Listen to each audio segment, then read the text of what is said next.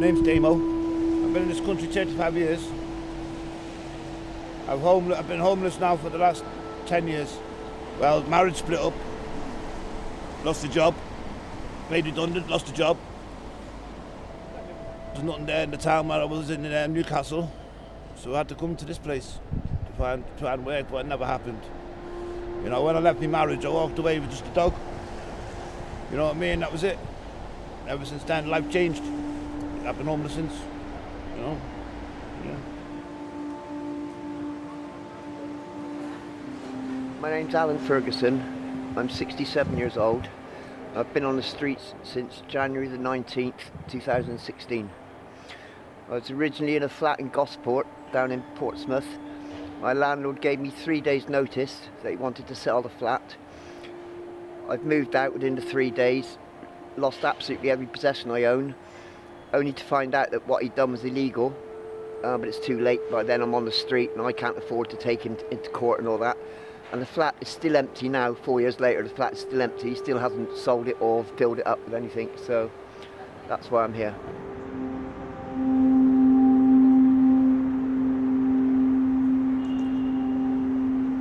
Dragostin Zhelev, I'm 30, and this time I've been on the streets for a month. I'm a web developer. And I was foolish enough to think that I can get the same job faster, but it wasn't the case.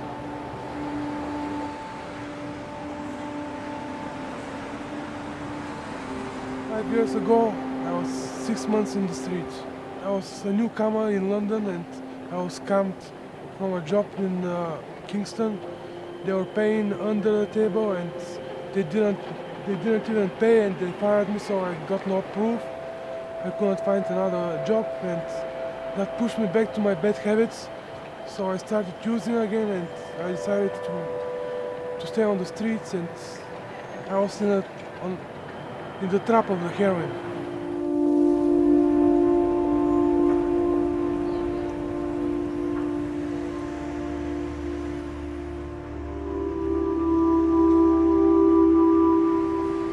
All kinds of stuff. Jesus, painting, music, art, origami, poetry, philosophy. I educated myself. Never had a television. So I educated myself. But I'm kind of going blind now, so I can't read as much. I used to love reading, education. When it's summertime, I do pavement art as well.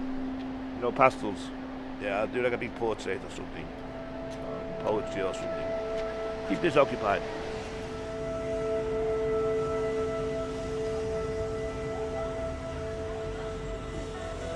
I was an artist. I do art. Yeah, I do quite well at it as well. So I was, yeah. And that's when I was in Winchester homeless. I was doing really well. I saved up quite a lot of money to buy a caravan, which got stolen off me. But I ended up getting beaten up one morning. My face kicked in by these drunkards, and they tore all my artwork up and everything, so I left it and moved on, sort of thing. But yeah, that's what I used to do for a living, artwork.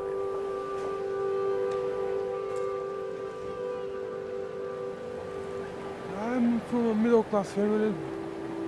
We just did too many wrong choices. Life can be good in Bulgaria, but it's nothing compared to here. 1 hour here equals the salary of 1 day work in Bulgaria. And the prices of the food are the same. In Bulgaria you have to work like a decent job to survive, and here you can survive on the minimum wage.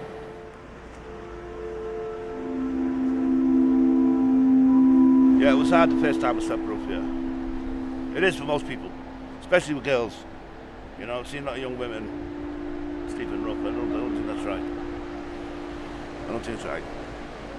It's an obstacle you've got to get over in life. You've got to get over it. People say you can't, but you've got to. There's no such word as can't. You've got to. If you want to survive, you've got to.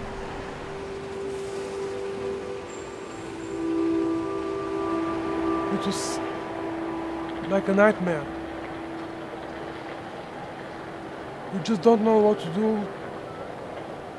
I was wandering the streets and no sleeping bag, no nothing.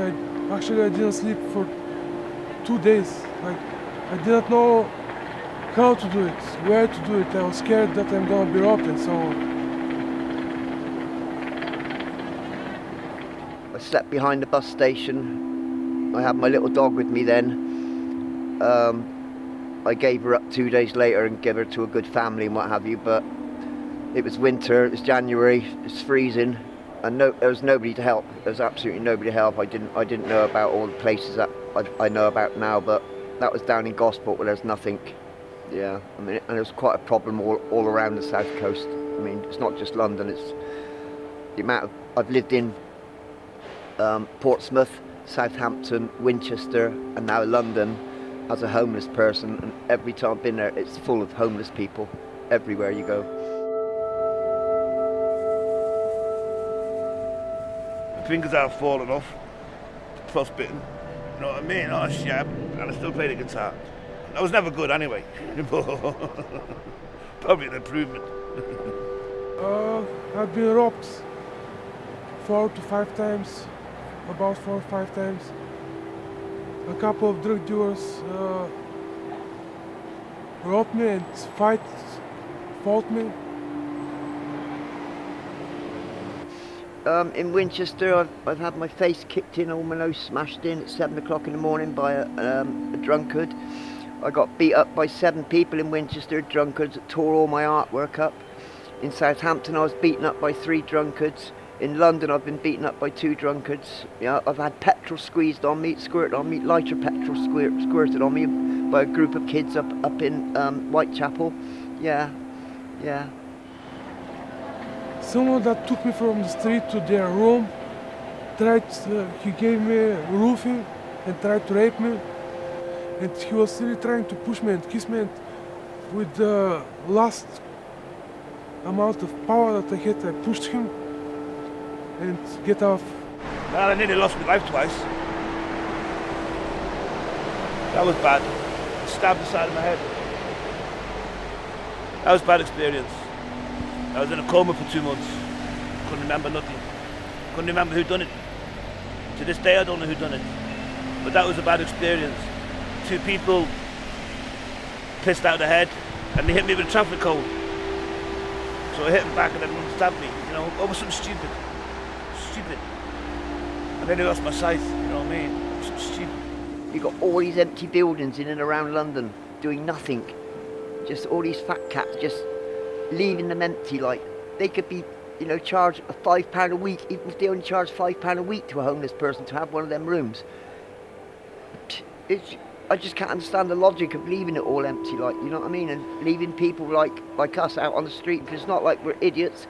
It's not like we're, you know, violent criminals or anything like that. We're just people that have had a hard time in life. Bang, we've ended up on the street. You know what I mean? There's a chance that you could help them, then help. You know what I mean? But they don't. They'd rather walk by.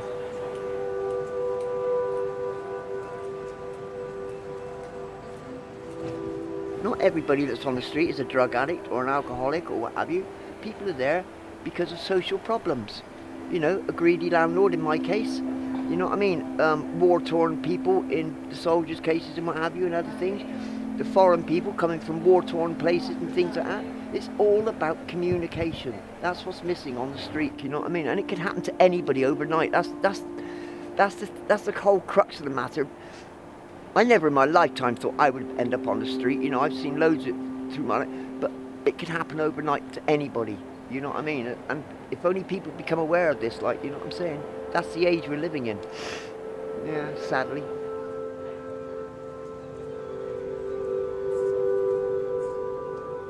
People need to talk to people. You know what I mean? That's probably the biggest problem we've got, is people don't talk to us enough. You know what I'm saying? We spend days and days and days and days without talking to anybody. You know what I'm saying? They're quick to drop off things, bless them. We're very grateful for everything that's happened, you know, that they help us with. But I'd rather someone stopped the money and chatted with me, because then they become aware. Oh yeah, shit, you get good and bad in everyone, don't you? Yeah, I've got a lot of good people. Always like to say hello to me, you know what I mean? Am I okay? You know, of course. They're not all bad. There's not all badness out there. There's a lot of good people out there, tell you the truth. I'm hungry, they want something to eat, you know, are you okay? You know, that's nice when you hear that. I'm okay, I'm alright, you sure? Yeah, I'm sure. Well, it's nice just them to acknowledge it, you know what I mean? I'm not just a piece of shit sitting here, waiting to die, you know what I mean? Better off dead if you ask me. Next time you're out and you walk past somebody who's homeless, whether you drop them a pound or whether you just stop and say hello and maybe take 5 minutes, or make a special effort to go out and talk to a homeless person that day, and give 10 minutes, 15 minutes of your life just to talk to a homeless person and find out the story. Rather than a pound, I'd rather someone sat down for 15 minutes and listened to a story and listened to what's happened. You know what I mean? That way, that's another person that will react, you know what I mean, and help. Yeah. If you want to help a homeless person, don't give him money, speak with him, maybe some food, advices, smile, hug. Just me, I'm a fighter, I won't give in, you know what I mean, and plus I got a really good friend, you know what I mean, and the two of us together, like, you know, we take on anything, you know what I mean, so I've lasted 4 years so far, you know what I mean, at my age, so I ain't done bad. Life's a fight for all of us, like, you know what I mean, irrespective of who you are, where you come from, life's a fight, life's a battle, so get on with it. Yeah. When I look at myself and see what I've become and knowing what I was and what I can become, this gives me power to hope that I will be a normal person again. It's going to get worse. It's going to get worse before it gets better. I mean, there's a big thing with the Evening Standard at the moment. They reckon they're going to try and make homelessness in London a thing of the past in 2 years. Yeah, all right. Yeah, okay. You know what I mean? It's a bit like the plastic thing in the oceans. It's something that it's gone too far. It's gone too far. This should have been tackled 10, 15 years ago. I don't think we'll be able to change it. I don't think we can change it. I think it's too far gone. There's a lot of ignorance. There is no darkness, just ignorance. When people just open their eyes. William Shakespeare said that. There is no darkness, but there's ignorance.